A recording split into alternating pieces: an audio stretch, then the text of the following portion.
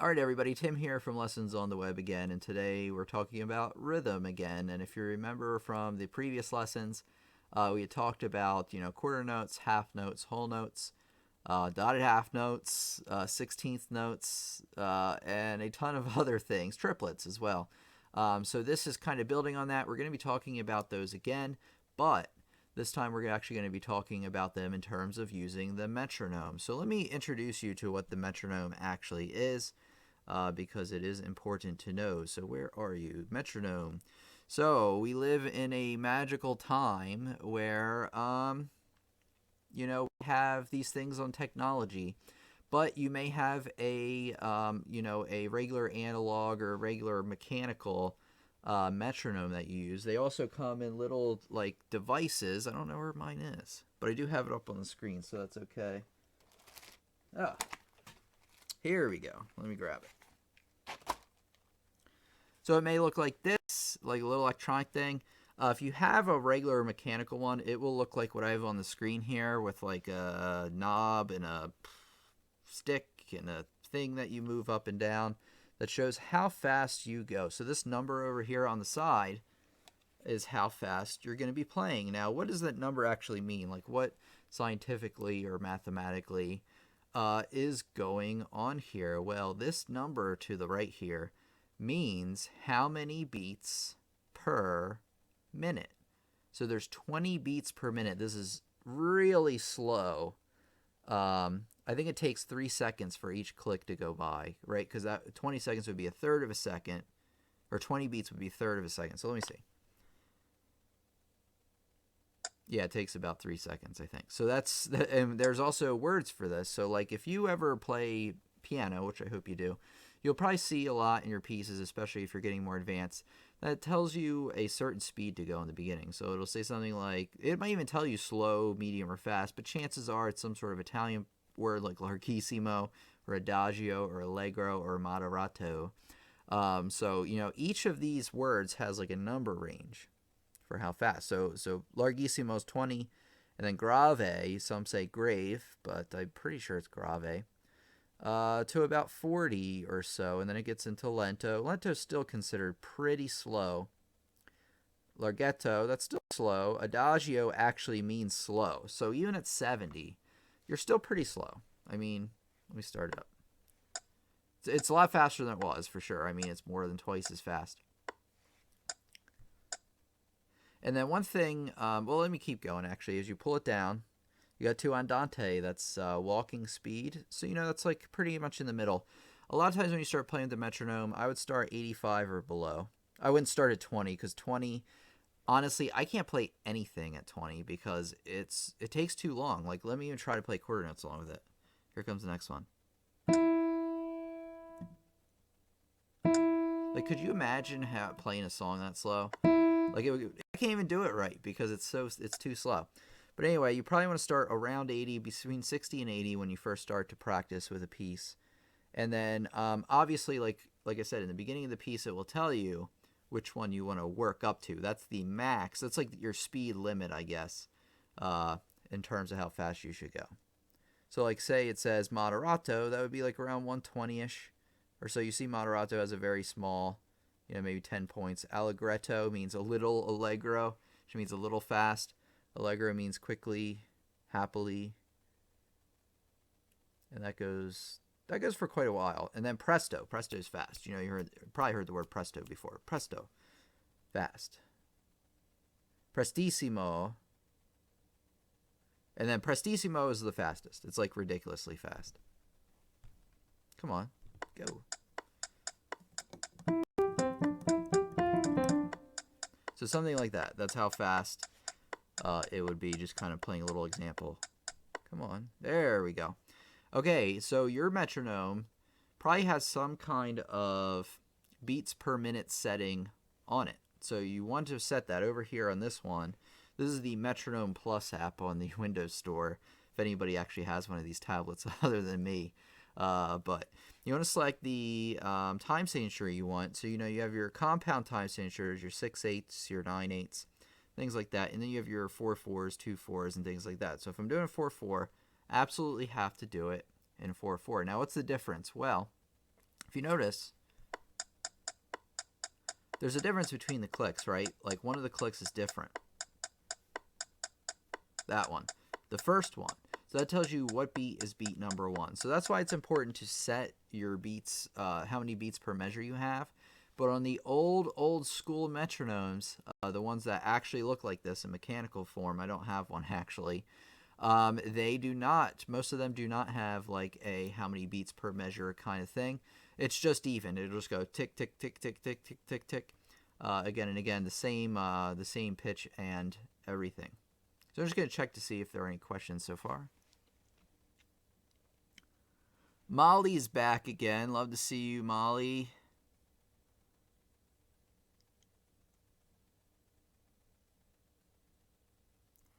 Oh, review of pauses. Do you mean like fermatas or things like that, Rich? I would think so, right? That's pretty much a pause. There's also caesura, which is a like, big pause. Yes, Manny, 240 is the highest. This one will go. It's the highest I've ever seen anyone go, and chances are you'll almost never have to play anything at 240 even. So it would be kind of crazy for it to go any faster. I'm sure you could program a metronome of your own to go faster than that, but it would almost be like incomprehensible. But great to have you back, Molly, by the way. All right, so while people are getting back to me, I'm going to continue a little bit with the explanation, and then, maybe I'll explain pauses or fermatas if Rich can clarify.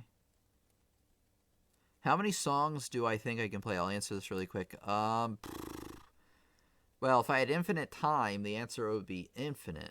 But since I have a limited amount of time, I probably play at any given time. Like I'm going to put this in perspective of like how you should be practicing. I would practice about 2 to 3 songs at a time. Not at the exact same time, but I mean within a practice session. So I wouldn't play any more than that, only because that will dilute the amount of attention you can give to them. So at any given time, I'm learning about 3 songs. I'm actually not doing that now because, like I mentioned in previous live streams, I play a lot to get ready for these videos. I play a lot to get ready for my students. So I'm playing a lot of the music for that. So I am practicing. But generally when you practice, you want to pick about 3 songs and stick to that. Anywhere between 1 and 3, honestly. 1 would be fine. You might get bored with 1. You might need 2. And then if you're a real good learner, you could probably handle more than 2, and you could probably handle 3. So I'll answer the question like that. But the answer in total would be infinite if I had infinite time.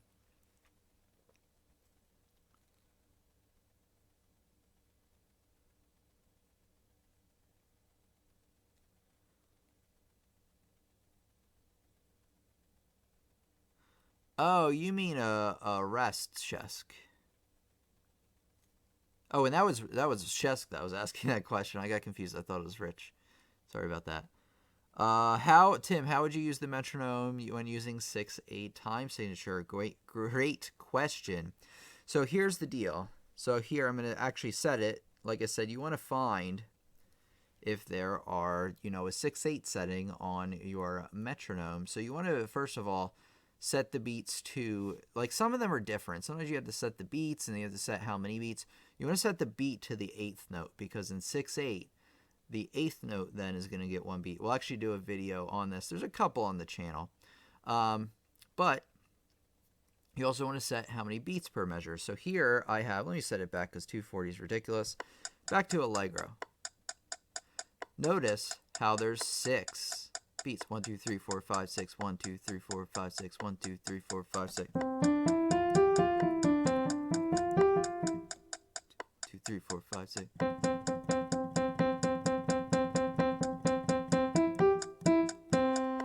And you would do it like that. Of course, you'd probably play it slower. Actually, one thing I wanted to point out is as you put more beats in there, you probably want to go slower because it goes by quicker because there's more of them in that amount of time. So here we go. So we'll do like Larghetto. So here's my 6 beats. 4, 5, 6. 1, 2, 3, 4, 5, 6. And you would just set it to that, and you would start your 6/8 song. And if your 6/8 song began on beat 1, You would just wait for beat 1 to come by.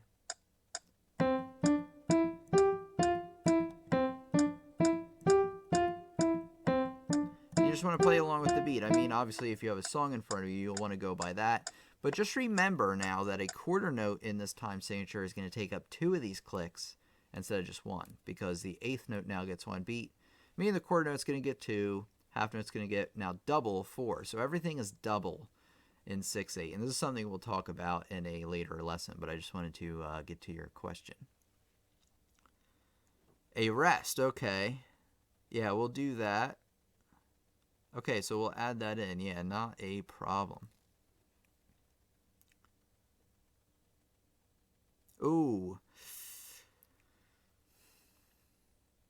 Do you have like an iPhone, Rich, or do you have like a iPad or an Android device? Because if you have any of those things, you can probably get some kind of app like this one where you can do that. I want to see if my little one here is probably out of batteries. Let me see. Oh no, strangely it's not, because I haven't used it in a long time and I've had it for years. I can't really see it though. It's really light. So let me see, because you can always buy one of these Boss metronomes. They're about $10 on Amazon, I think, if I remember right. And so I set the beats. So there's like a beat setting. So I would set that to 6. I know you can't really see it because it's like a really old school LCD.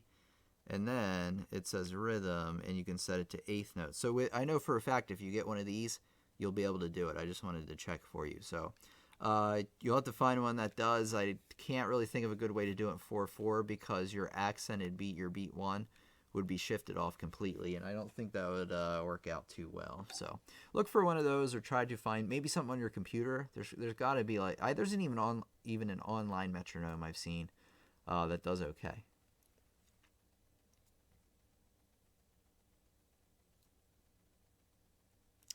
Oh, the brand of piano that I have, Molly, is a Roland RD700 SX. Kind of expensive, but, got 88 weighted keys on it and a bunch of stuff. If you're a professional, I would go for this. If you want something a little bit more reasonable, Rich can tell you that you might want to go for like a Yamaha or something. Maybe even a little bit smaller, like 76 key would probably be okay, or even a 61, 63 key, something like that. I think it's 61. That one would be okay. I wouldn't get anything smaller than that. But as close to 88 as you can. And then, Rolands are like pretty top of the line. And then Yamahas are a little bit underneath that. And if you want to go real cheap, you can buy a real cheap Casio at like Radio Shack for like $50 maybe. Oh, great, Molly. Molly, do you know how many keys that Yamaha has?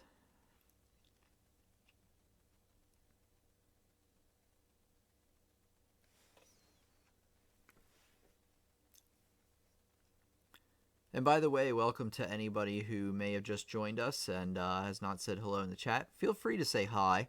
I'd love to hear from you and, just say hello. But you don't have to. You can just stick around and listen.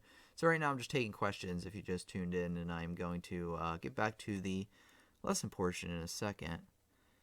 A toy one for beginners, I think. 76. So 76 is pretty good. It's either 76 or 61, and both of those are fine. They'll definitely get you started, especially the 76. But even the 61, because you really don't use the last octaves a whole lot. But, as you get advanced, you might want to upgrade. But I think that's perfect. That's great. That's great that you have a keyboard, by the way, that you want to learn on your own. I think I remember you saying last week about how you had a teacher or something, and they said you're no good or something. I think that was you, if I'm remembering correctly. But it's great that you have that desire to learn on your own. That's fantastic.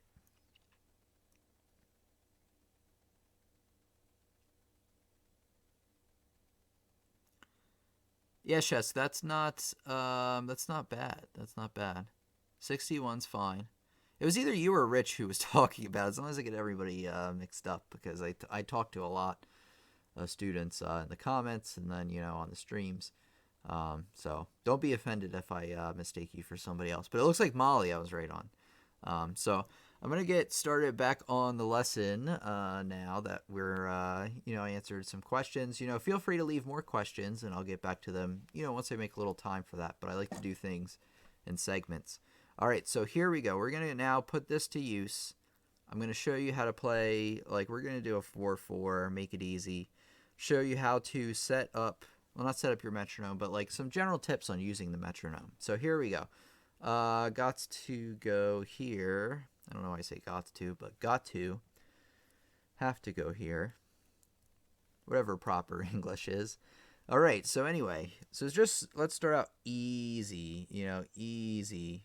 Actually, let's start out even easier. You can start out easier than quarter notes, right? With a whole note. The easiest of them all. So what we're going to do is I'm going to have this whole note here. Now you have to excuse me because this might not fit on the screen 100% because I'm sharing this both on a tablet. But you get the idea. I have the metronome on the left. I got this whole note on the right. And what I'm going to do is I'm going to pick 80. Like I said, 80 is a decent tempo to go at. I got it set to the correct. First of all, you want to look at your time signature. We have 4/4 time signature. I have it set as 4/4.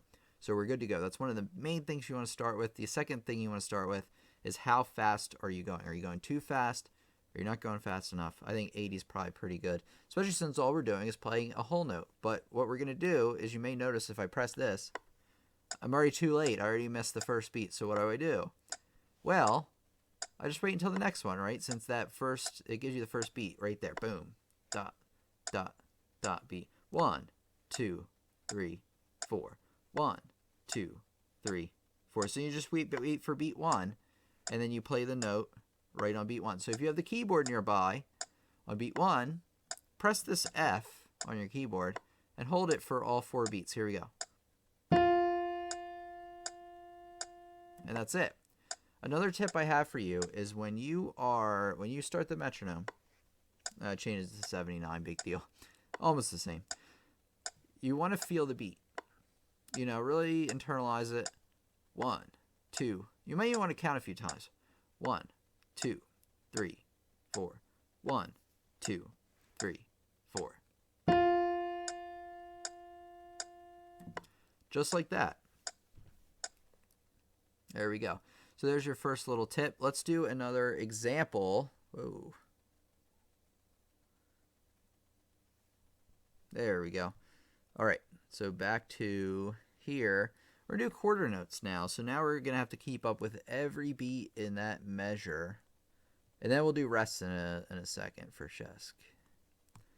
Okay, so now we have 4 quarter notes. Let me move the playback line out of the way. So it's because we had the metronome set up before. It's already set up. Oops. Set it as close to 80 as you can. There you go.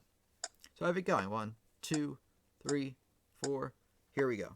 2, 3, ready, go. Even though I couldn't show you all 4 quarter notes because it gets, I guess I can make that small. That kind of works. Here we go again. You might want to do just a few measures of that. Try to play along with the beat the best you can. So hopefully I haven't lost you yet. Hopefully I won't lose you at all. But, you know how these things work. Okay, so here we go. Now we're going to do a little bit of eighth notes. I'm not sure how far we're going to get in the complicated rhythms. Actually, not eighth notes. We're going to put it in a rest. So one thing we haven't talked about a lot is rests, and I'll probably do a lesson on rests by themselves. But, rests are these, basically anything that doesn't look like a note. You're like, what is that thing? That looks so strange. Well, that's a quarter rest, that little lightning bolt thing. And that's just going to take up 1 beat, just like the quarter note. But the difference is that you're not going to play for 1 beat. So here's what you're going to do. You're going to bring on the metronome. Let me put it over here this time. And then I'm going to try to get the rhythm on here. Here we go. I'm going to hit it. You want to internalize the beat. 2, 3, 4. 1, 2, 3. Here we go. Let's play again. So I'm just going to let it play a few times. Try it on your own. If you don't have a piano nearby, clap or something. Pretty sure everybody can clap or hit a desk or something.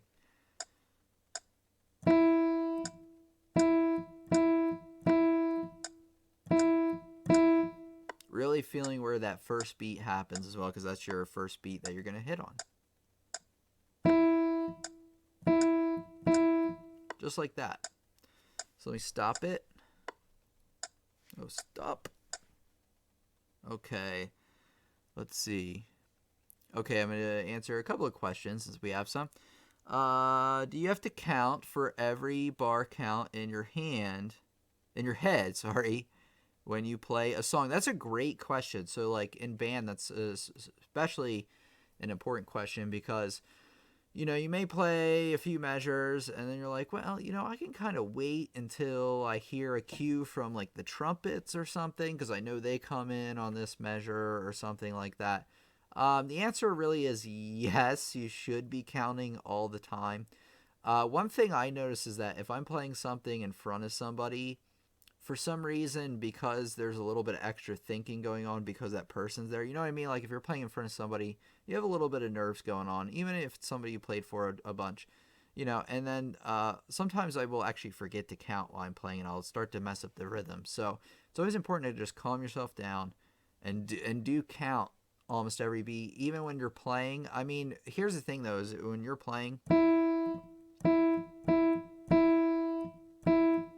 you're kind of keeping the time when you're playing the notes anyway, but certainly, yeah, you should be counting in your head. I should be counting 1, 2, 3, 4, 1, 2. So in my head, yeah, so the answer is yes. Okay, what confuses me, it sounds like you let the first note play longer into the second beat. Oh, okay, let me correct that then.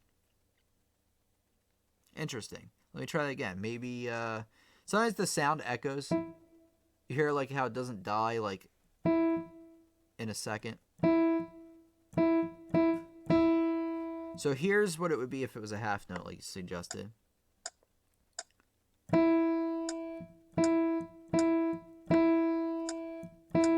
Notice how I'm physically holding it over the second beat. But this one, I'm going to try to make it as precise as I can.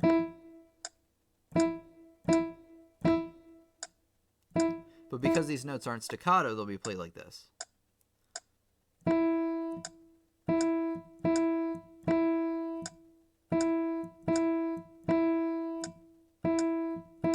So there's a little bit of a space there, but you have to keep in mind that the end of the first quarter note, just the sound, the residual sound, will bleed into it a little bit, and this will change depending on what piano you're on. But physically, the main point of it is, so when you hit this beat, I'll do like an over-exaggerated version. You want to come off the piano. Now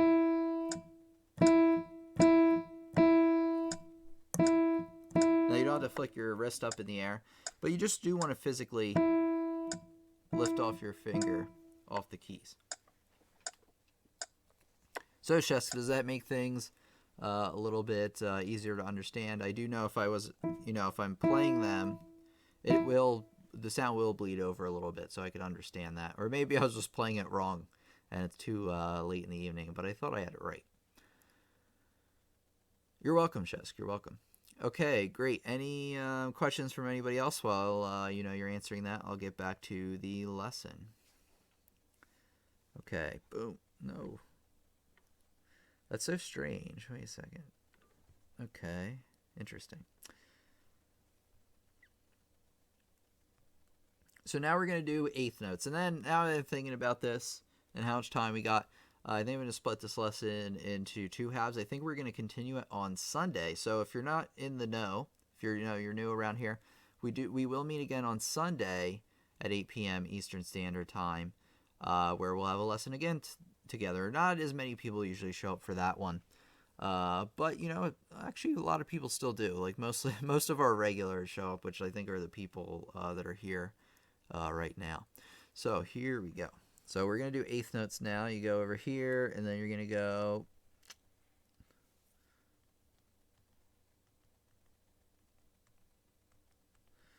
So remember that an eighth note now gets half of a beat, right?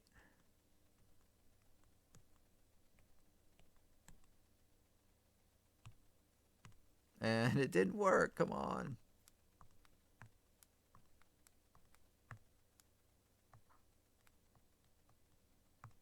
There we go. Sorry about that. That's my heater. I can't do anything about it. It's too cold for this time of year. I don't like it. Okay, here we go. So now we got 1 and 2 and 3 and 4 and 1 and 2 and 3 and 4 and so we're going to go back to here and I'm going to start this up. I'm going to get this as visible as I can.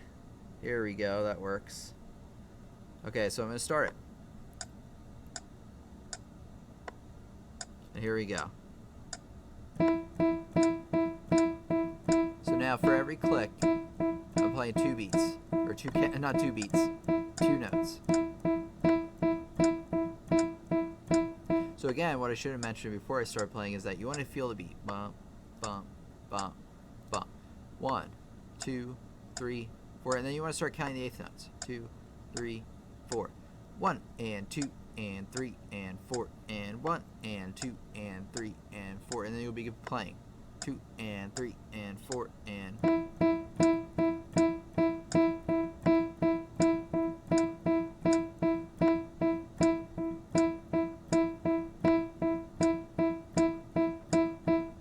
just like that. Alright, so that is basically the eighth notes. Give me 1 second. Allergies again, just in time.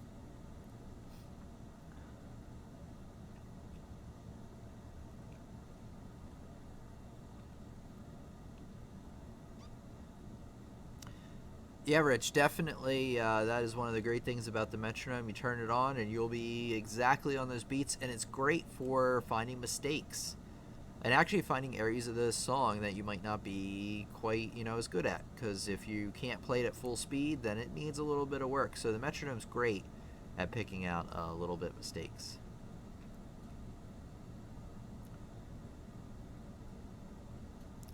Okay, so here's what we're going to do. We're going to do triplets now. And then what I think we're going to do is we'll do like a little question answer session at the end. Maybe I'll improvise something for you. I don't really have anything off the top of my head, but we'll do that. Let me see. Okay, maybe like another 10 minutes of lesson here, and then we'll do that. Okay, so here we go. We're going to do triplets. So the first question, while I'm writing this out, should give you plenty of time, hopefully, to answer. How many beats does a triplet take up?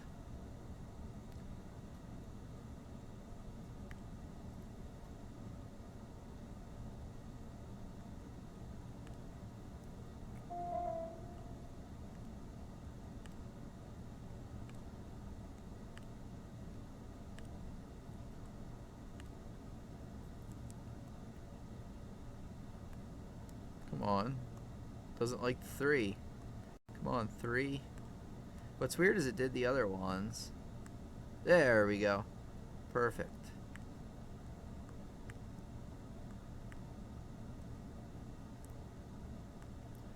There we go.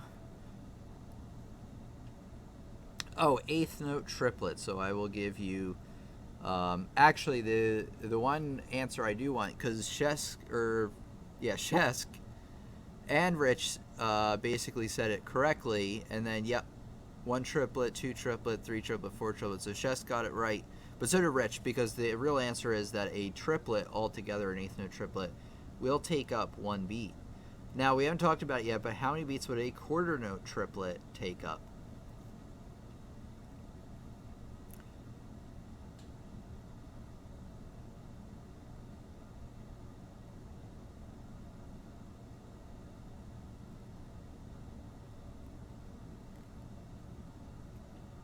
So I just want to say, well, we're getting some questions in. If you like the video, like if you learned something and you like the video, give it a thumbs up. It really helps tell other people that, this is a quality video, and feel free to share this video with your friends or family, or, just tell them about lessons on the web. Or, I don't want to direct you too many places. After this live stream, check me out on Facebook. Facebook.com/lessons on the web, and it's a great way to kind of see what content I'm posting, and then of course you can follow me on Twitter too to kind of chat with me and ask me little questions as well. 2, yeah, so Rich got it right. So a quarter note triplet will take up 2 beats. We'll talk about how to do that another time. So we got the triplets up. We'll go back to the lesson portion now. Let's see. Come on, come on. That's strange.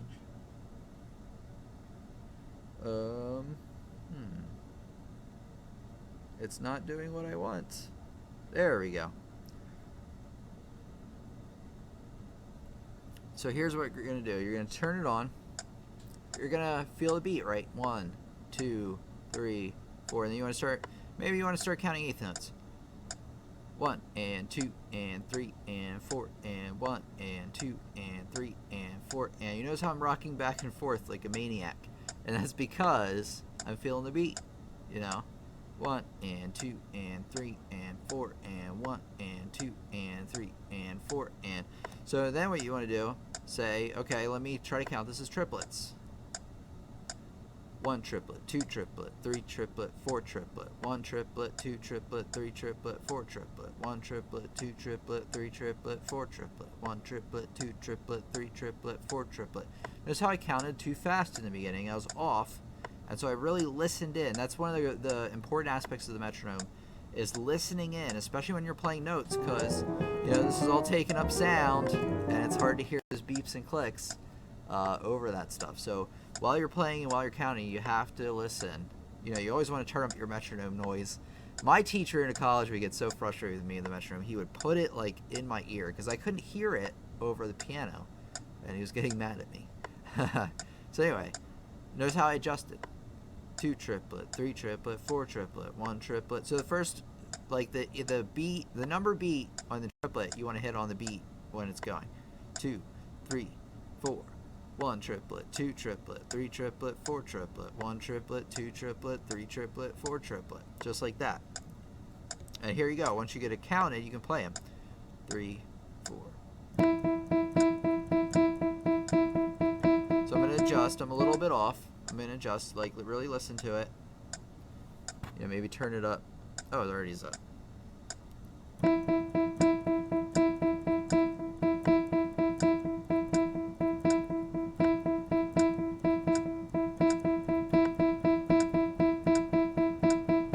So to lock in, you might want to make your first note in your triplet an accent, which means you're going to play it louder.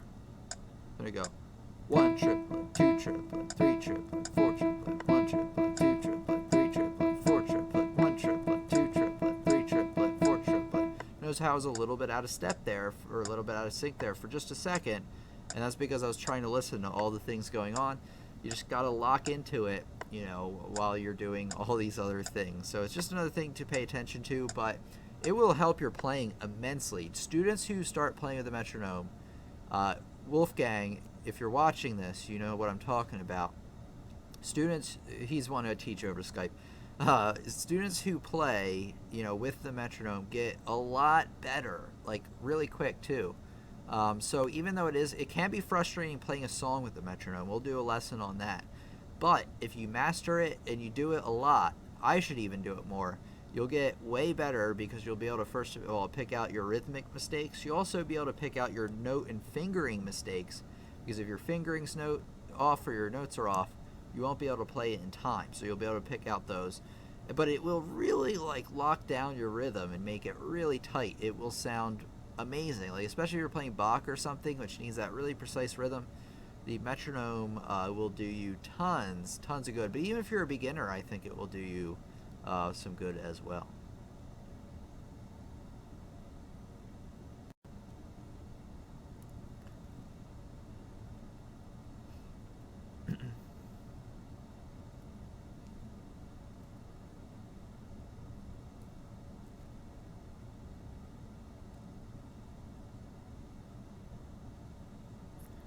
Okay, so how's everybody doing out there? Any questions or anything thus far? Looks like we're getting into our final third of the live stream, so I'm just going to kind of quarter note triplets. Let me write those out.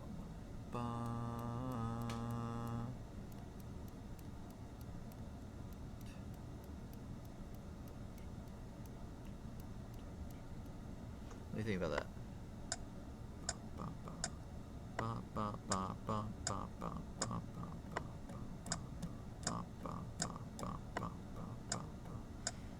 Okay.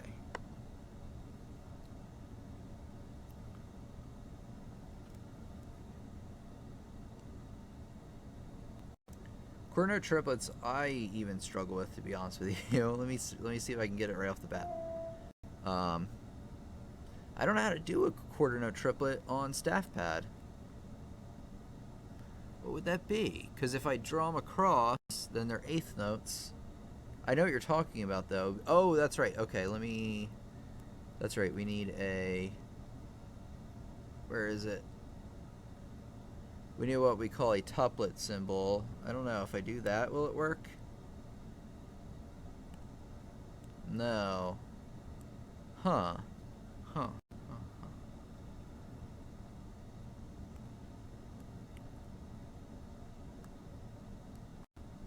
I have no idea, but a quarter note triplet. Well, oh, that stinks because I wanted to play it back from there. Let me figure this out because I need to figure it out on staff pad first, because otherwise it won't space the notes right. It'll look really strange and it'll be hard to write out any rhythm.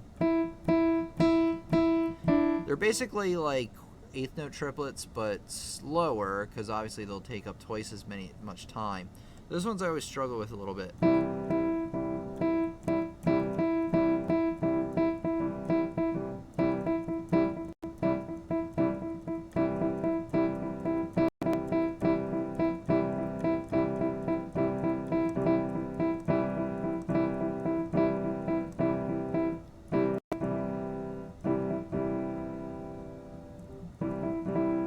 It's been a while since I've seen them. Quarter note triplets actually are a little bit more rare. I kind of use a like rubato with those, like a slower one. Like if I'm playing a quarter note triplet, eighth note triplets, I'll find a better explanation for you next time, I promise. But I need to think about this one first because it's been a while since I've explained this.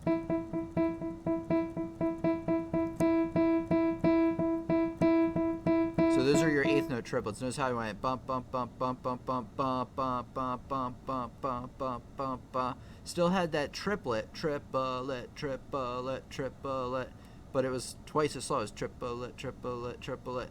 So I know that isn't the best explanation. I want to find like a concrete way to count these for you. But that's one of the reasons I wanted to wait. But another reason is I don't really remember how to put these in the staff pad.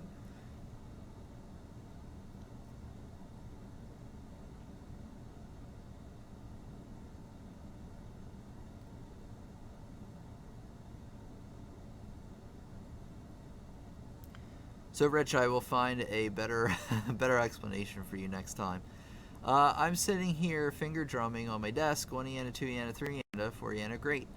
That's cool. I do that all the time, too, where I tap. Okay, but how do you know what notes to use for a walking bass line? Manny, you got me again with these jazz questions.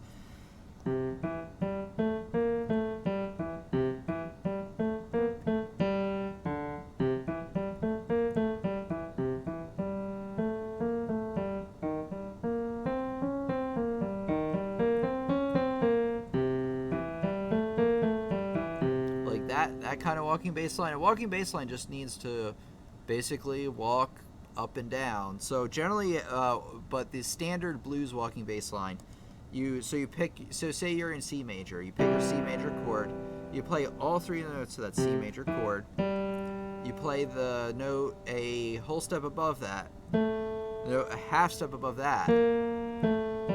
So basically, in that scale, you're playing the first note, the third note, the fifth note, the sixth note, and then what we call the flat seventh, since if you don't know what I'm talking about, the C major scale has 8, and every major scale has 8 notes, 1, 2, 3, 4, 5, 6, 7, 8. So normally the seventh one would be B, that's why it's flat 7. So you got 1, 3, 5, 6, flat 7. And then you just what we call modulate that to whatever key that you're in. So you would do it to F next. So you play the first note, third note, fifth note, sixth note, flat 7, back in, back to the first.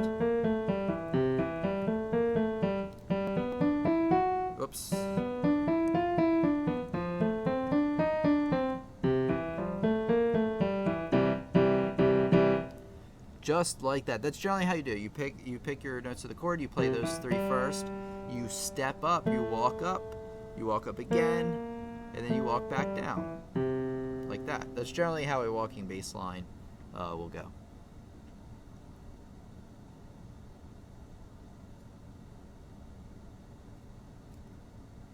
Rich, I would assume there are more. I don't know that much about the other types of triplets.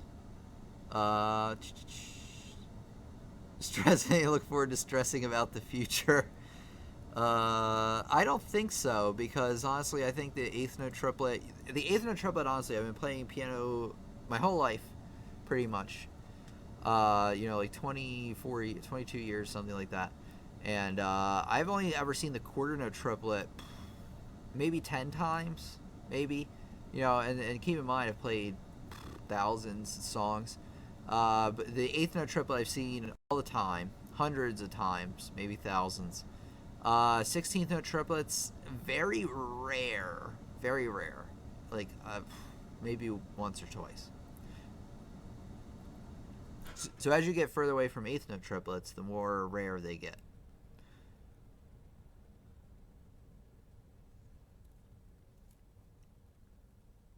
So Manny, did you like that explanation of the walking bass line? So just practice that, whether you have a piano or not, Manny. If you have your instrument, like if you... What instrument do you play again, Manny, in the jazz band? Is it...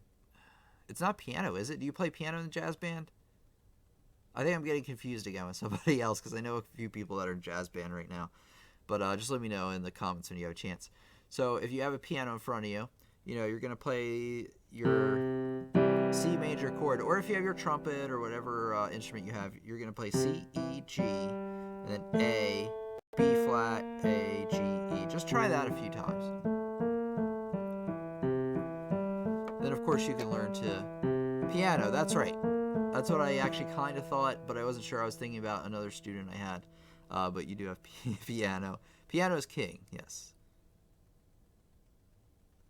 Yes. Herber, I think you're new around. Yes, these streams will be almost every week. There is a schedule posted on lessonsontheweb.com/community. And if you go there and you scroll down, you will be able to see the planned schedule for these live streams. It's almost every Friday and Sunday, by the way, at around this time at 8 p.m. Eastern Standard Time. And I'm pretty sure we have one scheduled next week. We have one on Sunday, and then I'm pretty sure we have one next week. But check the calendar, lessonsontheweb.com/community, to check that out. But yes, these are planned for almost every week. This is a regular thing that I love to get people involved with. And I love to see people show up again. Like, I love to see, I always like to say familiar faces, but on the internet, familiar names in this case. So I always love to chat with familiar faces. But if you ever want to just sit back and relax, feel free to do that too.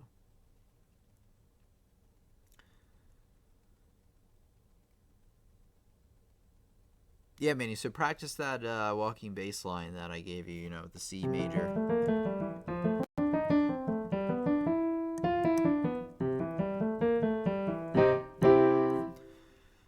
Where the weirdest rhythm I've ever played, probably, the weirdest things I can't show you because I need to figure out how to do tuplets on this staff pad.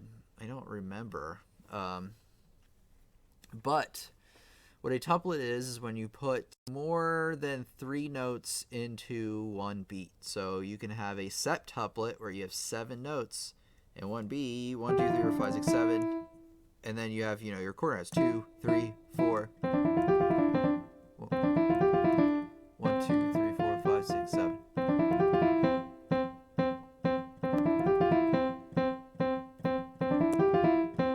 So that would be like a septuplet. Bump, bump. And the rest would be quarter notes. So as you can see, it's a very uneven kind of sounding thing. You will see those in like Beethoven and jazz. I've seen it there. So anything with a weird number, I think I've had a 13. I know Chopin. Oh, I don't remember this song. I wish I did.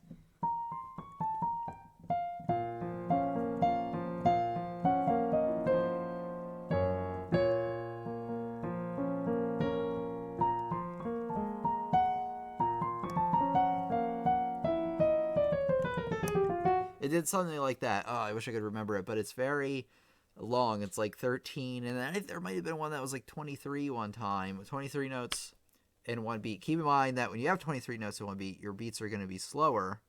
It'd be really hard to play that at a fast tempo. Oh, yes, Rich. By the way, there are tuplets. There are tuplets.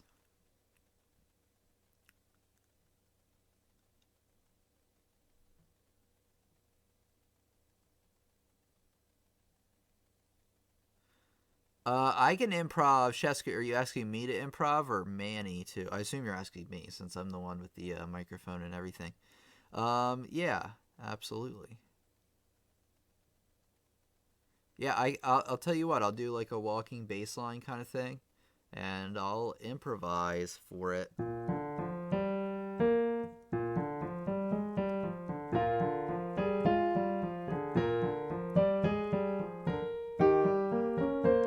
Whoops.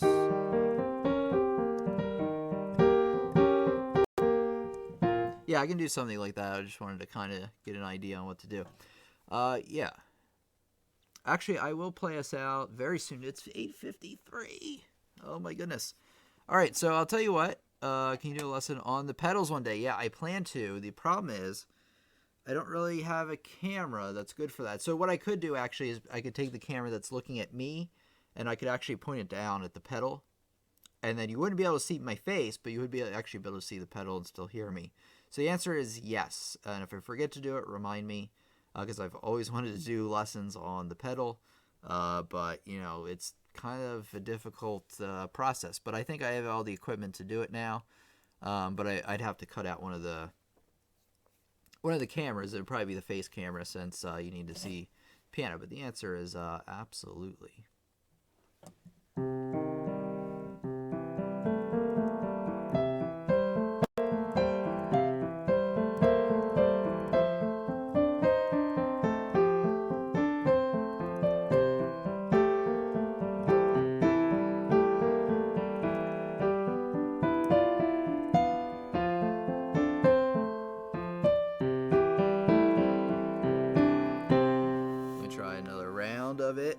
It's always good to do a couple rounds. I'm not used to playing this type of walking bass line, at least not in the key of C. But, hey.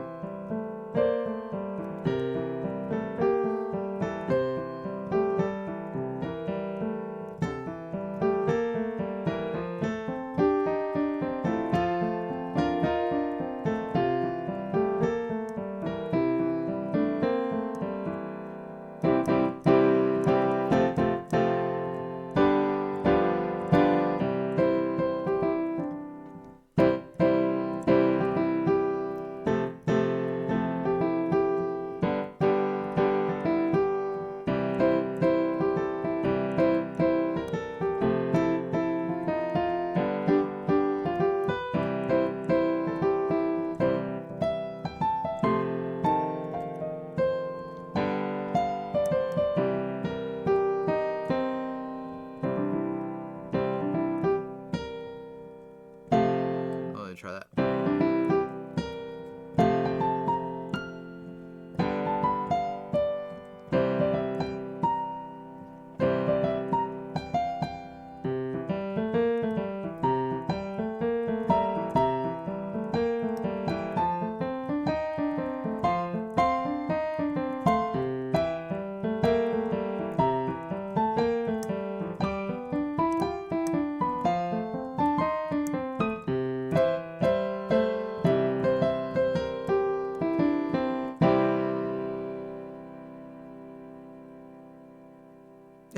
Rich, why do you want to leave us, Tim? You can't hear anything? Uh-oh, Brian can't. Can anybody else hear anything? Brian can't hear.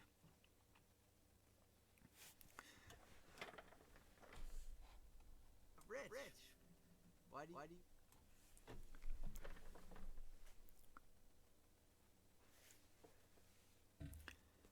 Yes, yes. So that was like more of a bluesy kind of thing, but blues and jazz are very similar. Jazz, I would use like, I don't know. Let me try to make up a jazz one, like a jazzier kind of one. Jazz uses like a lot of ninths and things. Basically, a ninth is more than an octave. So you have your octave, you have your ninth. So if I was playing the key of C, my ninth would be there. Let me try something in the key of G, though.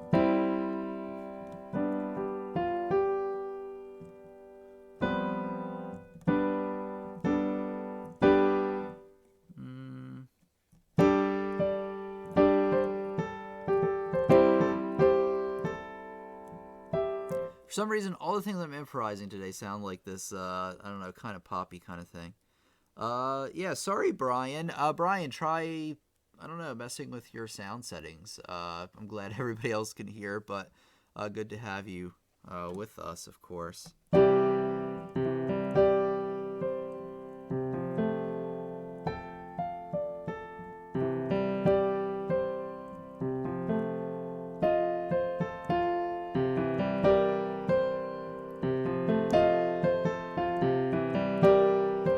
So as you can see, like I kind of experiment around with it for a little bit, and then like I was doing just the ninths first, and if you just do just the ninths, it'll sound a little bit like expressionistic, meaning it just sounds very floaty. But if I add the seventh to it, a lot, you know, that seventh there.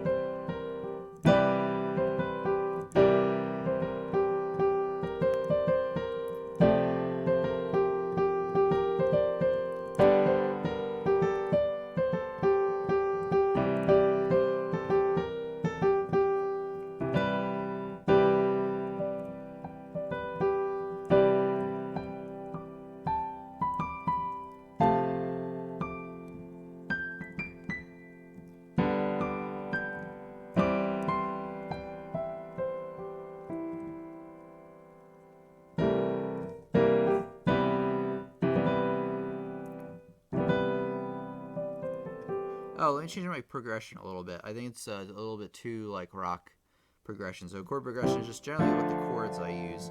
So 1, 2, 5, 1 is a great jazz one.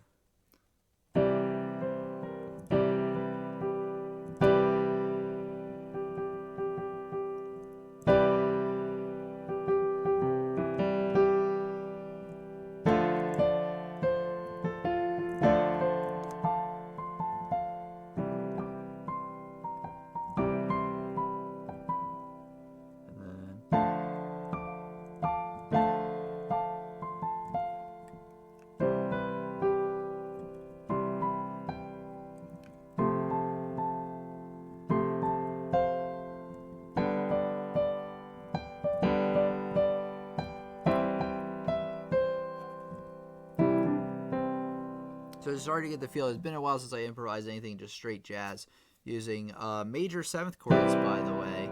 Has a very jazzy kind of sound to it. Kind of getting to my jazz lesson here a little bit.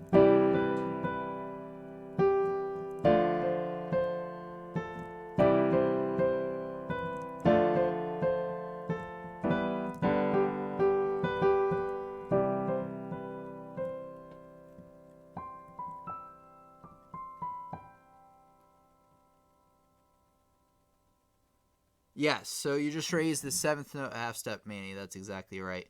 I learned all the... Actually, let me just go back. So to answer your thing that you said, Rich, I'm not trying to leave on you, but the problem is once we get into about 9 o'clock territory, I start to get tired, like just because I've had a full day already. So I hope you I'm sure you do understand. I'm sure you're not gonna knock me points for trying to limit to about an hour, but that's generally. And then another thing is I just need a drink of water at about an hour as well. And I don't have any with me. I forgot to bring one into the office. Yes, so you have that right, Manny. So if you're using like the natural minor, you're right. That you have the flat seventh, and then you have the raised seventh. Has like a kind of Egyptian sound to it. But when you use that seventh, you can come up with some really crazy jazz chords using that seventh.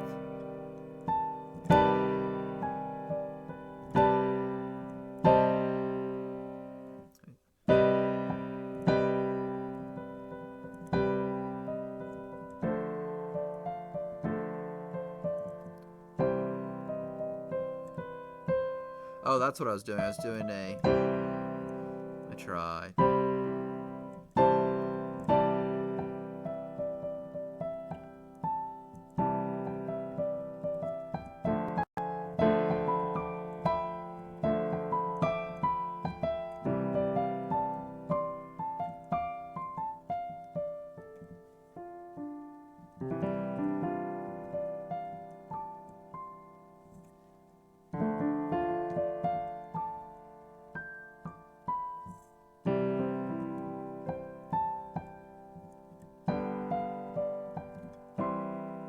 I don't know, I need to work on my jazz improv a little bit. It's been a while, but once I do the lesson for real, of course I will prepare, and then of course it'll all come back to me again.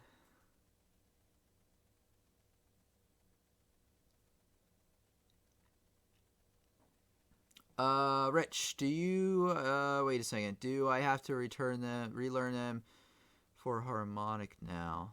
Like if you're doing 4 octaves, a half step. I am all confused. There's too many questions.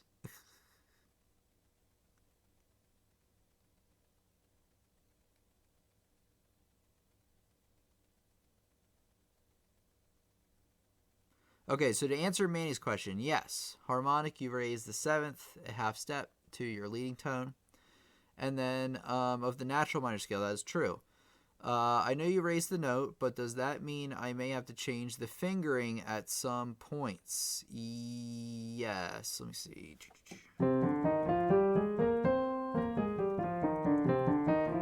No.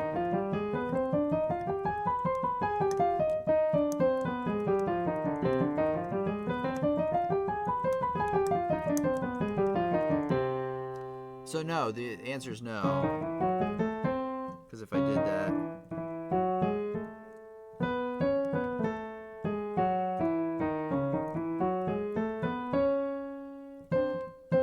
No, the fingering would be the same.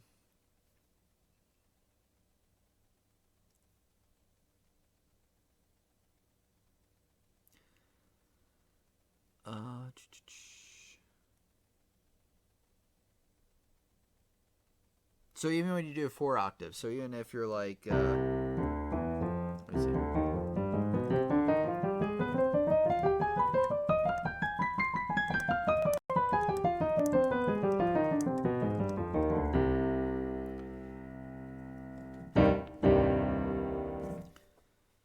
So the answer is no. You have to change your fingering. Did that answer your question? I got a little confused here because I don't know. I got kind of jumped in between questions, and then I was just kind of trying to figure out that improv that I will we'll do a real lesson on later.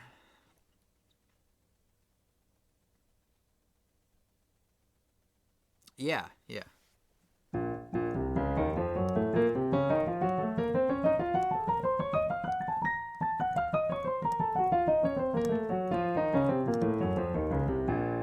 you go.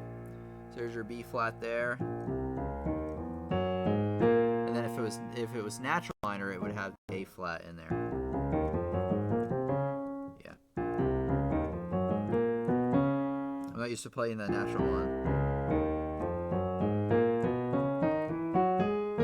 Sounds really weird. What are you saying? Yeah.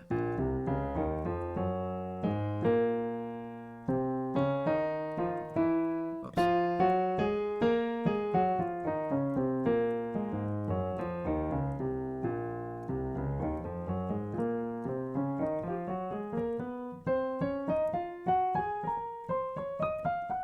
That's what it was. Yeah, it's so weird playing the different versions.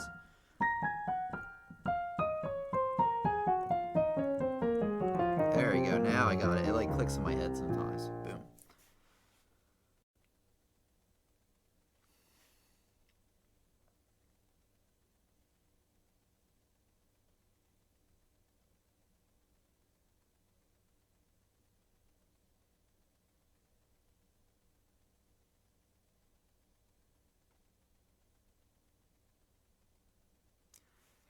Okay, so great, Rich. Yeah, let me know how that goes with you. We'll do one on scales later on. I don't want to promise too much. I have like so much going on right now. It's crazy. I'm trying to make this rock course. I am working on. Oh, I'm working on a really good. If you want to like preview for what's coming up, working on a video that's called something like you should watch this guide every time you practice. And really, what it is it's going to be like a practice routine video where we go over your practice routine together. Now, obviously, you're going to be doing the playing on your end, but it's just a guide. Like I'll do like a thing where I introduce it. Okay, we're going to do a practice session. Do a warm up. A warm up should consist of this. And then it'll say something like pause the video and come back, and then we'll talk about it. So it'll be interesting. I'll see how that one goes. But I think that'll be a really good thing for people who are trying to get into a good practice routine. To do that, because they'll follow the video every time and they'll know the exact methodology that I use to get the best results. So that's a little preview. Yeah, you're welcome, Rich. Anytime, of course. And anybody else who's listening out there who hasn't left us, who's still with us, thanks for stopping by. I'm going to hang out here for just a few more minutes. The main section of lesson's over, but you can attend the Sunday live stream 8 p.m. I'm pretty sure I'm going to be on time. My brother's coming over again, but I'll try to make sure I get down here right at 8 o'clock. I hadn't seen him in the longest time, so that's why I wanted to stay a little bit extra. But next Sunday we will meet, and then check the calendar. I'm fairly sure the next Friday we're meeting, but if it says we're not, then we'll take the week off and go from there. So lessonsontheweb.com/community if you want to check out the calendar for the live stream. And remember, if you like this video or the stream, give it a thumbs up. Let others know that you learned something and that this is a quality lesson for them, so other people can learn about lessons on the web. And feel free always to share these videos with your family, friends, or maybe even your enemies, or just anybody really who could use some piano instruction. That would be super helpful.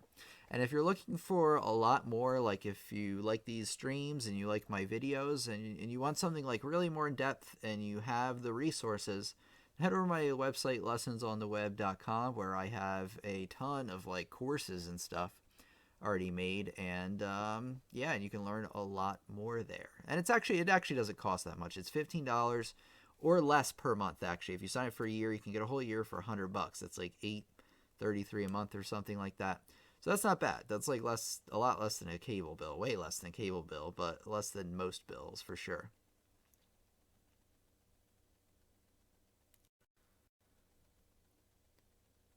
Yeah, you're really welcome, Shesk, and you're really welcome, Rich, as always.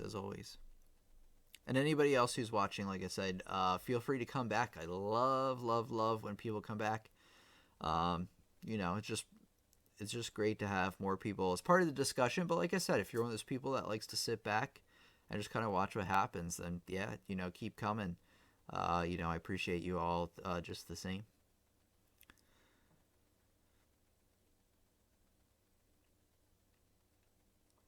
I played trombone. That was more of like a thing I had to do in high school, but I enjoyed it. I played it in college a little bit too for concert band.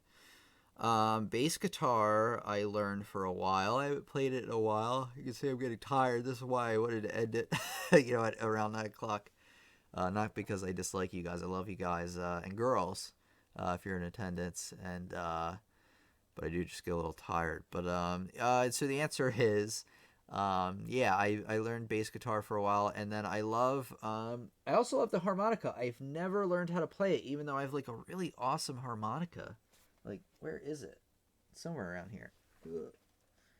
It's somewhere in this little desk beside me, but I haven't taken it out in years, and I had plans to learn it, but you know what? I started a YouTube channel and a website and a piano teaching business, and here I am today, still not playing the harmonica. The hardest song, I'm gonna cap it at another one question after Manny. What's the hardest song you've played?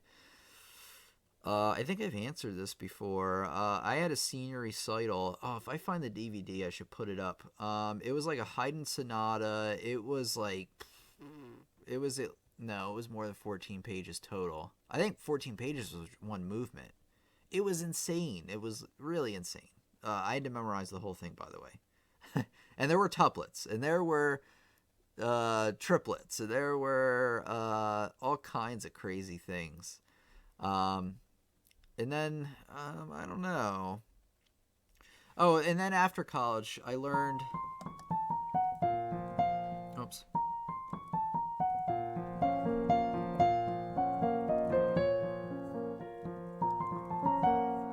As you can see, I'm remembering a little bit better now than I did earlier. But that is Chopin Nocturne in B flat minor, which is very difficult. And then I did know the one in E flat major too. Obviously, I don't remember it. I'm not gonna even try. I'm too tired. My brain doesn't work. But those are the answers. Yes, 14 pages. But you'll get there. You'll get there.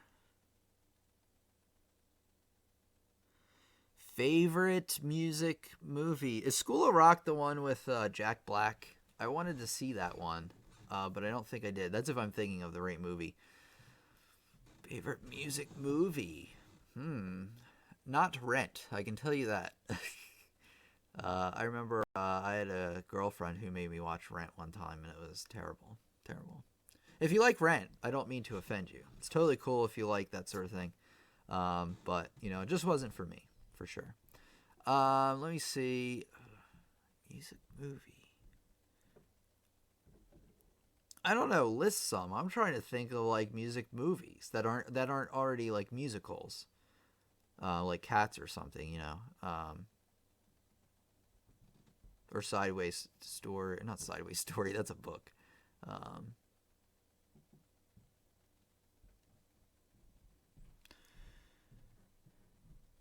I don't know. List some. If you have some in mind, list some, and I'll see if I've watched them. You know what's weird about me? I don't watch movies that much, mainly because I can't sit still.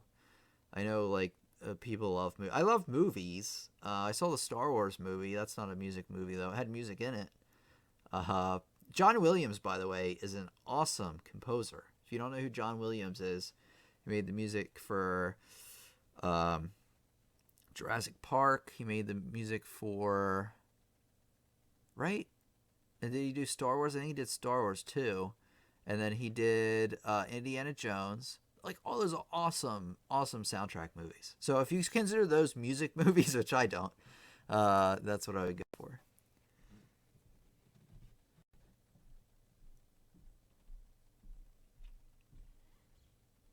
Favorite movies in general. All the ones I just listed. Star Wars. I'm not the biggest fan of Star Wars, but I do enjoy the movies.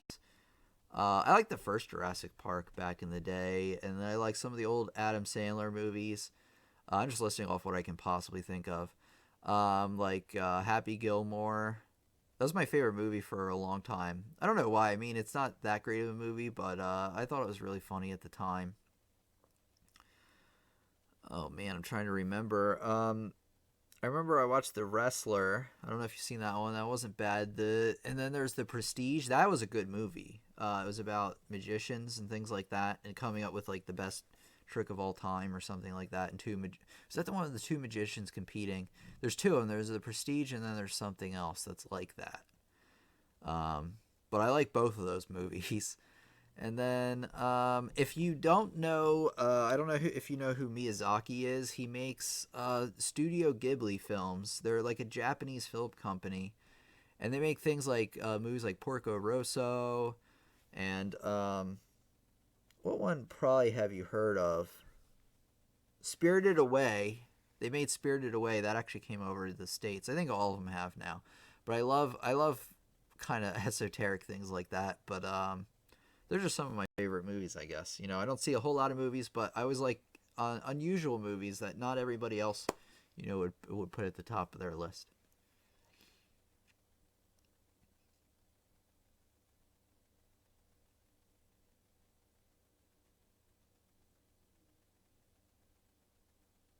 I'm not going to tell you to go away, Shesk. I am getting tired though, so I will leave it at that. But no, I actually want to hang out more is the thing, and I'm just tired. I'm sorry. I get tired. I'm a human. I'm not a robot. Sometimes it would be nice if I was a robot, but hey, I'll have to recharge. I'm going to have to plug into a wall somewhere and meet you back for next Sunday, or for this Sunday. Remember, Sunday, 8 p.m. Eastern Standard Time if you're new around here, and feel free to come back. I would always love to see new students and returning students. And remember to like this video if you learned something. Share it all over the place, and you know the deal.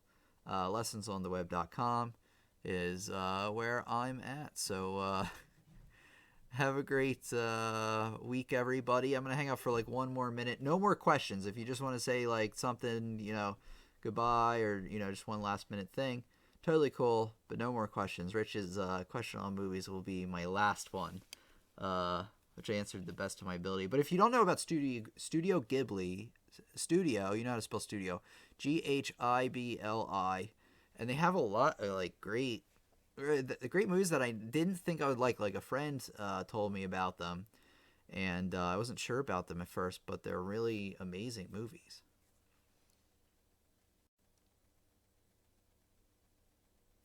Thank you, Chess. Great seeing you as always. Everybody else who's out there, Manny, I will come up with a improv lesson next time. I'll work on my jazz improv a little bit for you.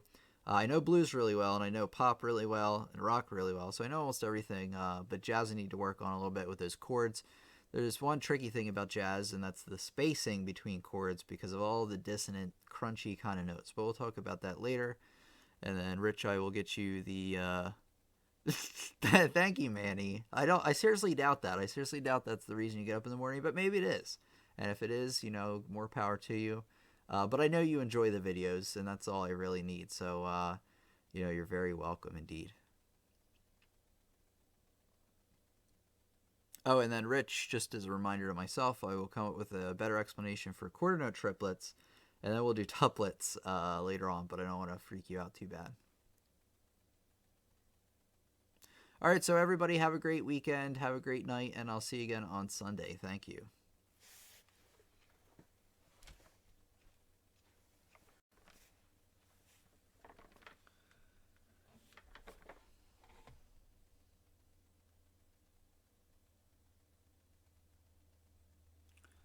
You're welcome, Rich. Great to see you again. Thanks for stopping by.